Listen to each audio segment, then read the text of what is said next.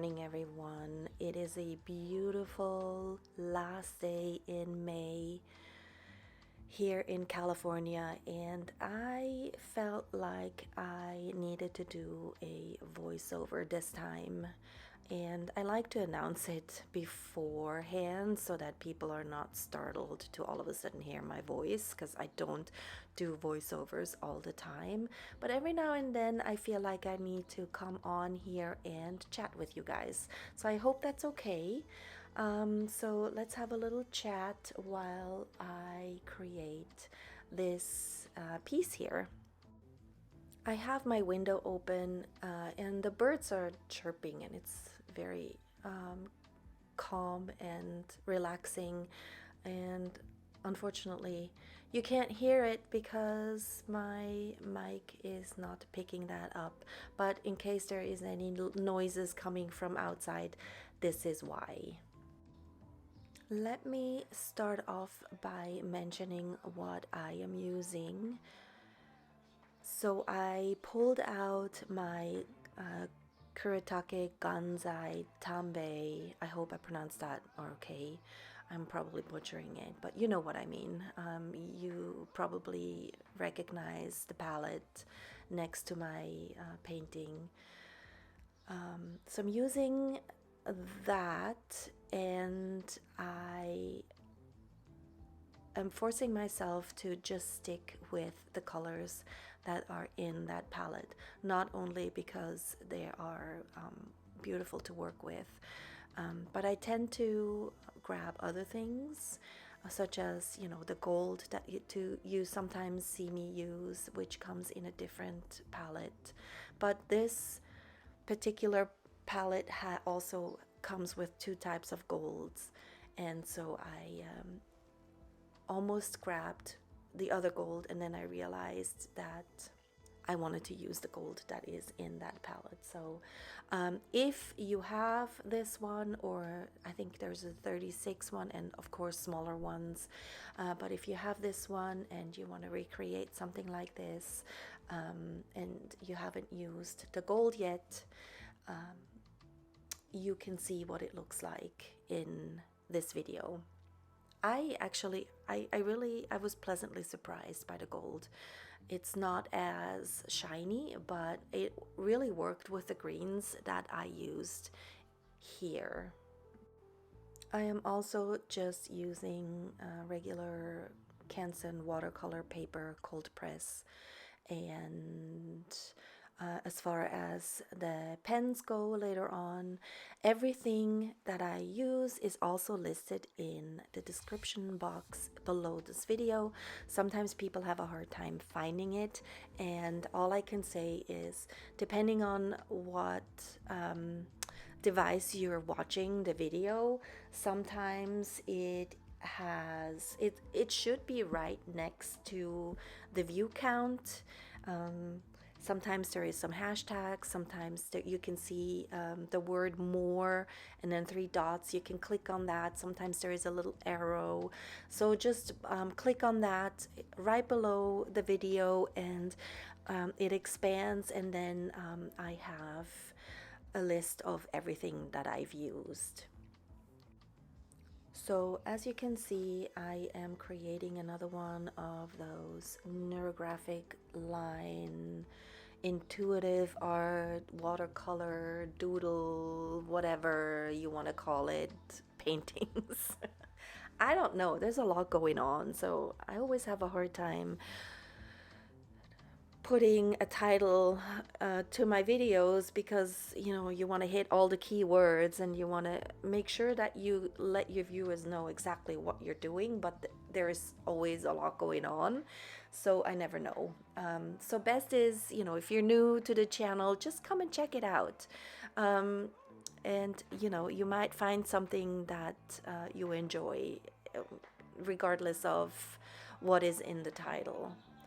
I messed up over here because I taped my paper a different way, and then I forgot that there is some paper left without tape, and I just went beyond it, and these watercolors highly pigmented, so they stain quite a bit. They don't lift off as easily as others would, but that's okay. You know, if I end up framing it, the matting will probably cover that up, or I can cut it. It's, to me, it's not a big deal. But you know, note to self: if I tape it this way, make sure I stop where the tape is.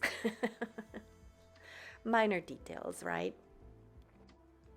So now that everything is dry, I can start putting my lines down. And in my last video, I mentioned that sometimes I have a hard time seeing shapes right away, and I find it easier to start with a circle, especially if I do it the other way around with the neurolines. So not starting with straight lines, or you know, letting my hand draw lines across the page like I have done in the past.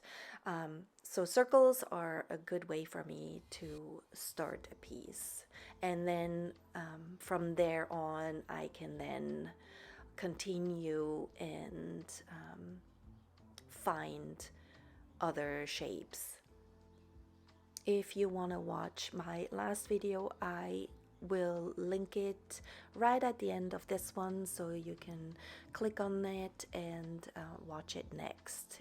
And also, I don't know if you guys know this, you can actually save these videos in your library, so that you can keep referring back to it if you choose to do so, and it'll be easier for you to find.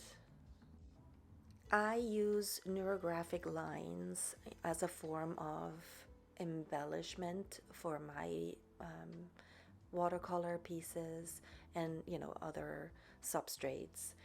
So I don't use them in the traditional way. I feel like they enhance my intuitive art drawings or paintings, and so that's why I keep coming back to them. And it turns out that a lot of you like to watch these kinds of videos as well. Over the past year of being on YouTube and posting my videos, I have tried out a few different ways of painting intuitively, and my style keeps coming back to the neurolines. And if you are new to this and you don't know what neurographic art or neurographica is, just do a YouTube search. There is a lot of it out there. I feel like currently it's what a lot of people are exploring, which is great. And you will find lots of different ways. And I'm not going into, you know, what neurographica or what neurographic art is. There is people out there that will explain it a lot better than I ever could. But I just like to use it, like I said, as a form of embellishment to my pieces, rather than what it was originally intended for. In fact, one of my very first YouTube videos on my channel is about neurographic art, and to this day is still one of my top performing videos, which I kind of have to thank the YouTube algorithm for it, I guess, because had this video not performed so well, I probably wouldn't have continued exploring neurographic lines, and would not have made me keep including them into my pieces. And because of me keep using the lines in my artwork, has also helped me grow in that aspect and kind of helped me make it my own in a sense. I don't know if I will stick to this type of art from here on out. I tend to jump around a little bit and explore different things. Sometimes I get bored doing the same things over and over, and in the in the background, what you don't see is I have a lot of different projects going on at all times. I am still heavily involved in alcohol inks, but I get it. Watching an alcohol ink art video is maybe not as entertaining as these kinds of videos where there is, you know, a lot of things going on. But I still am very heavily into alcohol inks, and I have tried to incorporate the neurolines and the doodling into the alcohol inks. But to be honest, I don't like it as much as I do when I work with watercolors. So who knows where it's gonna take me? But for now, I think what I'm gonna do is I'm gonna create more of these videos because they are a good alternative for me to do something different when I work with alcohol inks in the background. I guess I hope that makes sense. So we'll see. We'll see where it all leads me to. But for now, this is where I'm having fun at. All right, so right now I am creating some more highlights and lowlights, and for that I want to bring in a little bit more of that green.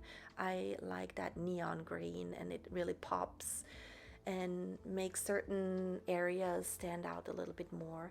And then I'm also using some darker shades to create some more interest, because watercolor tends to dry very light, so sometimes you have to go over it again. I used colored pencils in my last piece.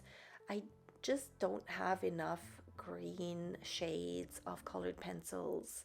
I would have liked to use colored pencils because it gives another type of texture to the piece.